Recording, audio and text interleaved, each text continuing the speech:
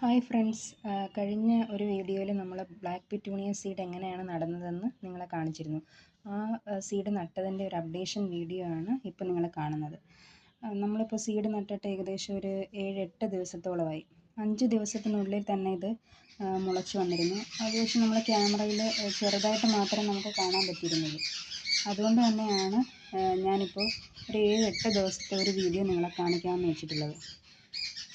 അപ്പോൾ നിങ്ങൾക്ക് വീഡിയോ നോക്കിക്കഴിഞ്ഞാൽ മനസ്സിലാവും എല്ലാ സീഡും തന്നെ മുളച്ചിട്ടുള്ളതാണ്. അപ്പോൾ ചില തൈകളൊക്കെ ഇത് കണക്ക് കണ്ട മറിഞ്ഞു പോകുന്നുണ്ടോ, അതിനെ പതുക്കെ നമുക്ക് ഇങ്ങനെ ജസ്റ്റ് സപ്പോർട്ട് കൊടുത്ത് അതിനെ നോക്കി നിർത്താം. അപ്പോൾ അത് ജസ്റ്റ് അങ്ങ് നൂന്ന് വന്നോളും. അതിനെ നിങ്ങൾക്ക് നല്ല രീതിയിൽ NPK ഒക്കെ കൊടുത്ത്, അതായത് ആഴ്ചയിൽ ഒരു ദിവസം NPK സ്പ്രേ ചെയ്ത് കൊടുക്കുക. അതും നമ്മൾ വെള്ളം ഒഴിക്കുമ്പോൾ NPK സ്പ്രേ ചെയ്യുമ്പോഴൊക്കെ വളരെയധികം ശ്രദ്ധിക്കണം. ചെടി മറിഞ്ഞ് പോകാൻ പാടില്ല. അപ്പോൾ നമ്മുടെ വീഡിയോ എല്ലാവർക്കും ഇഷ്ടപ്പെട്ട് കാണുമെന്ന് വിചാരിക്കുന്നു. ഇതേപോലെ നിങ്ങൾ സീഡ് നട്ട് നോക്കുക.